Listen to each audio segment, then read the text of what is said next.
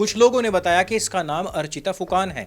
ये पहले GB road पर काम करती थी। 5 से 7 साल तक इसके साथ में वहां पर काफी जबरदस्तियां हुई, काफी दुष्कर्म हुए। इसके बाद उसने वहां से अपनी जान बचाई 25 लाख रुपए जमा करके। उसके बाद ये भारतवर्ष छोड़ करके पहुंचती है अमेरिका। वहां पर ये पोर्न इंडस्ट्री को ज्वाइन करती है। प्रतिम बोरा नाम का एक इंजीनियर गिरफ्तार होता है और वहां से पता लगता है कि अर्चिता फुकान नाम की या फिर बेबी डॉल आर्ची नाम की कोई लड़की ही नहीं है।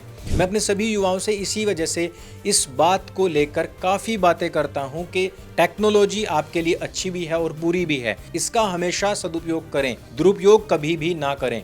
आज आप दूसरों के लिए दुरुपयोग कर रहे हैं तो कल आपके खिलाफ भी, आपकी बहन बेटी के खिलाफ भी इसका दुरुपयोग हो सकता है। न्यूजीलैंड की एक सांसद ने तो स्वयं अपना एक फोटो संसद में ही लहरा दिया था और उसने बताया था कि ये मैंने स्वयं बनाया है डीप फेक से। मेरी लड़कियों और महिलाओं से एक और अपील है, कृपया सोशल मीडिया पर अपनी ऐसी फोटोज या वीडियोज या अपनी आवाज ना डालें जिनका कोई कल दुरुपयोग कर सकता है।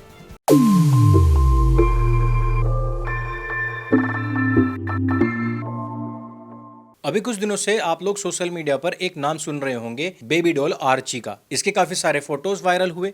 कुछ फोटोज इसके पूर्व की स्टार्स के साथ में भी वायरल हो रहे थे। इसको अमूल दूध पर आने वाली छोटी सी गुड़िया के कपड़ों में भी दिखाया गया था। कुछ हद से ज्यादा चटपटी न्यूज बनाकर फैलाने वाले ट्विटर हैंडल्स ने इसको ये कहकर के प्रचारित और प्रसारित किया था कि अमूल वाली जो गुड़िया है वो अब बड़ी हो गई है। कुछ लोगों ने बताया कि इसका नाम अर्चिता फुकान है। ये पहले जीबी रोड पर काम करती थी। 5 से 7 साल तक इसके साथ में वहां पर काफी जबरदस्तियां हुई, काफी दुष्कर्म हुए। इसके बाद उसने वहां से अपनी जान बचाई 25 लाख रुपए जमा करके। उसके बाद ये भारतवर्ष छोड़ करके पहुंचती है अमेरिका। वहां पर ये पोर्न इंडस्ट्री को ज्वाइन करती है। वहां से इसकी पहली फिल्म जस्ट आने ही वाली है। इस चीज को लेकर के काफी सारे फोटोज वायरल हो रहे थे। फिर कुछ लोगों ने कमेंट्स में अर्चिता फुकान का एक इंस्टाग्राम हैंडल भी पोस्ट कर दिया। देखते ही देखते जहां उस पर कभी 85,000 फॉलोवर्स हुआ करते थे, मिलियंस में फॉलोवर्स पहुंच जाते हैं। लोग कमेंट्स में उस लड़की के वीडियोस मांग रहे होते हैं। स्कैमर्स लोग उन्हीं कमेंट्स में टेलीग्राम ग्रुप के लिंक डाल रहे होते हैं और टेलीग्राम पर किस प्रकार से बड़े बड़े स्कैम्स चलते हैं उसके बारे में पहले एक वीडियो बना चुका हूं। यहीं से इसी तरीके से ही लोग फंसते हैं टेलीग्राम्स के चक्कर में और फिर वहां से लाखों करोड़ रुपए गंवाते हैं, सिर्फ एक अर्चिता फुकान जैसी लड़की का लिंक मांगने के चक्कर में। अब ये तो मुझे बताने की आवश्यकता नहीं कि इंडिया के अंदर लोग किस चीज को गूगल पर सबसे ज्यादा सर्च करते हैं। वैसे ही अर्चिता फुकान को भी गूगल पर बहुत तेजी से सर्च किया गया, उसके वीडियोस ढूंढे गए। सोशल मीडिया पर अभी यही गहमा गहमी गर्मा गर्मी लिंक मांगना चल ही रहा था। तरह तरह के मीम्स डाले जा रहे थे लिंक मांगने के लिए कि तभी उसी दौरान आसाम पुलिस ने एक बड़ा विस्फोट कर दिया। विस्फोट ये था कि प्रतिम बोरा नाम का एक इंजीनियर गिरफ्तार होता है और वहां से पता लगता है कि अर्चिता फुकान नाम की या फिर बेबी डॉल आर्ची नाम की कोई लड़की ही नहीं है।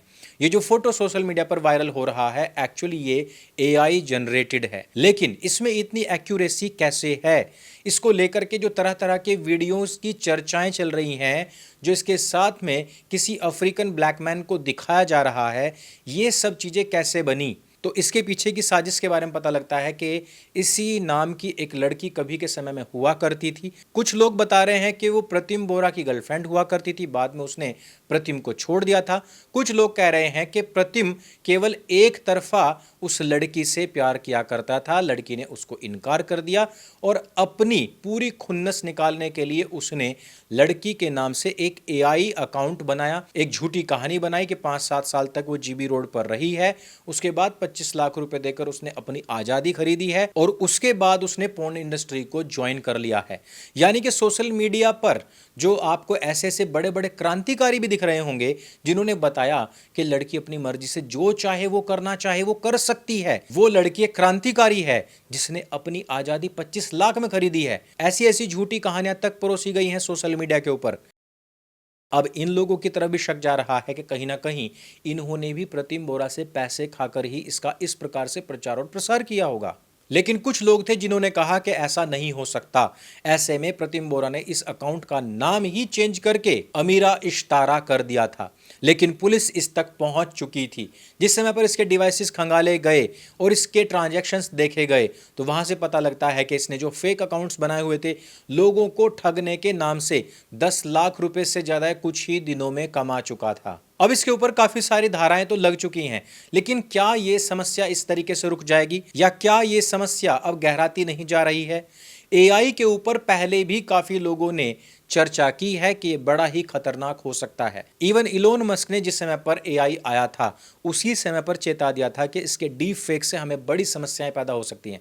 मैंने पिछले दिनों रश्मिका मंदाना के बारे में भी आपको बताया था किस प्रकार से उसका भी डीप फेक वीडियो बनाया गया था, जिसके बाद की रश्मिका मंदाना काफी टेंशन में आ गई थी। और यही नहीं, पहले तो फोटोशॉप्ड पिक्चर्स बनाए जाते थे, गूगल पर अपलोड किए जाते थे एक्टर एक्ट्रेसेस के, लेकिन डीप फेक इतना ज़्यादा खतरनाक है कि इसमें आप पहचान ही नहीं सकते, क्योंकि ये कंटिन्यू चलने वाला वीडियो होता है।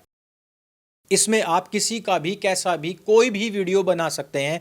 जस्ट उसके लिए क्या चाहिए, आपकी सोशल मीडिया प्रोफाइल पब्लिक होनी चाहिए, उससे आपकी आवाज़ को कॉपी कर लिया जाएगा, उससे आपके पिक्चर्स को, आपके एंगल्स को कॉपी कर लिया जाएगा, आपके जेस्चर को कॉपी कर लिया जाएगा, आपके बॉडी लैंग्वेज को कॉपी करके वो हूबहू आपके जैसा वीडियो बना सकता है। रश्मिका मंदाना का तो मैटर फिर भी थोड़ा सा पुराना हो गया, लेकिन न्यूजीलैंड की एक सांसद ने तो स्वयं अपना एक फोटो संसद में ही लहरा दिया था और उसने बताया था कि ये मैंने स्वयं बनाया है डीप फेक से। Hey everyone, so I just did something a little bit crazy and something I never thought I would actually do here in Parliament. I held up this.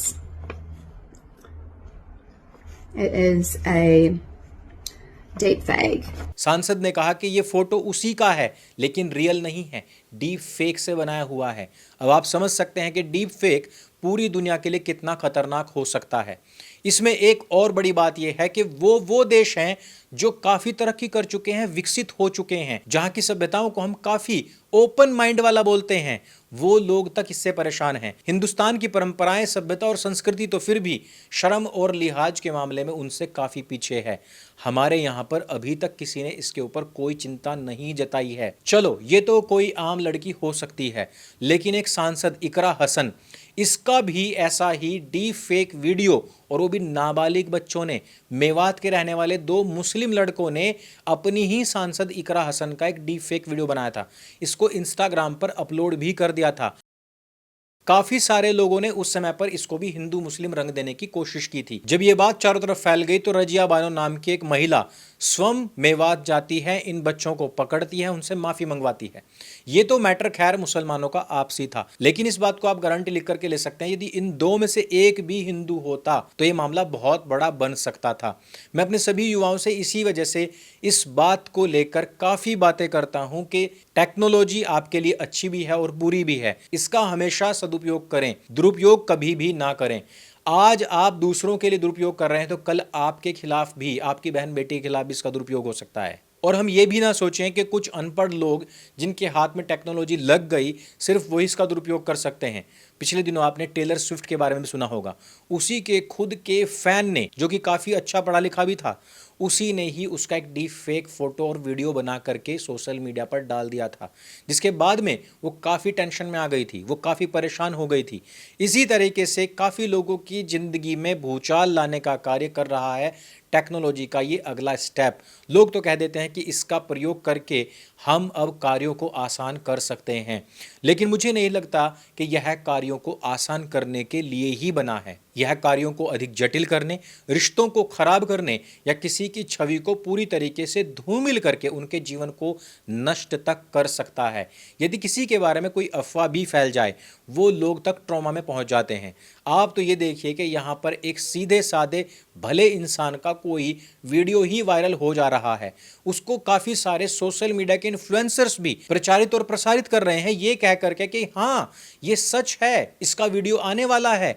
लोग उसके लिंक मांग रहे हैं, दूसरे लोग उसको आज़ादी का पुरोधा बता रहे हैं, उसको महामहिम बता रहे हैं। ऐसे में युवाओं के ऊपर तो बहुत बुरा असर पड़ ही रहा है, लेकिन इसका सबसे आसान टारगेट केवल और केवल लड़कियां, महिलाएं हो रही हैं।